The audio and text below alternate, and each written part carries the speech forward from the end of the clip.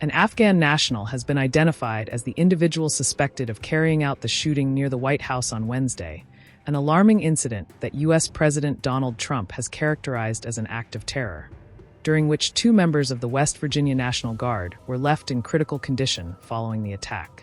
In this video, we explain everything we know so far about the shocking shooting incident, and why U.S. President Donald Trump is calling it an act of terror that requires an immediate overhaul of immigration policies. So stay tuned as we break down the suspect's identity, the unfolding investigation, and the major political ramifications already underway. The shooting took place on Wednesday afternoon in Washington, D.C., just 2 blocks northwest of the White House near a metro station, where National Guard members deployed in the Capitol were suddenly fired upon. Authorities say the gunman, identified as 29-year-old Rahmanullah Lakanwal, came around a corner and began firing immediately, as described by D.C. Police Executive Assistant Chief Jeffrey Carroll based on surveillance footage reviewed by investigators. Other troops in the area rushed toward the scene, shot the suspect, and physically restrained him on the ground before he was taken away with non-life-threatening injuries. Officials state that Lakanwal is an Afghan national who entered the United States in 2021 through Operation Allies Welcome, the Biden administration's program that evacuated and resettled tens of thousands of Afghans after U.S. troops withdrew from Afghanistan. The initiative reportedly brought around 76,000 Afghans to the United States, many of whom had served alongside American soldiers as interpreters, logistics staff, and partners throughout the conflict.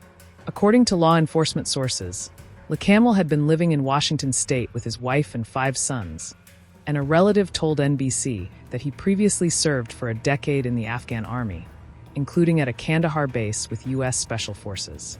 Authorities are still investigating his motives, as he has no prior criminal record, had been granted asylum earlier this year, and was reportedly shot 4 times before being transported to a hospital nearly undressed due to first aid intervention.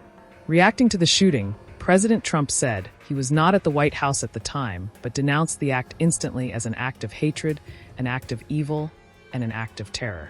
Trump said the suspect arrived on what he called Biden's infamous flights from Afghanistan, describing the country as a hellhole on earth and asserting that the United States must re-examine every single Afghan allowed entry under the previous administration.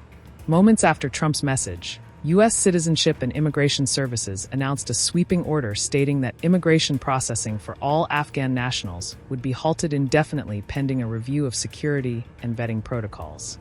Trump has also ordered U.S. Defense Secretary Pete Hegseth to deploy an additional 500 National Guard members to secure Washington, D.C., as part of heightened national security measures.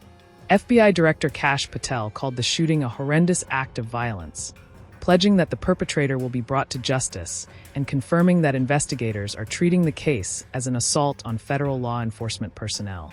With the motive still unknown, but the political fallout already reshaping national immigration policy, this incident has rapidly evolved into one of the most consequential security events near the White House in recent years.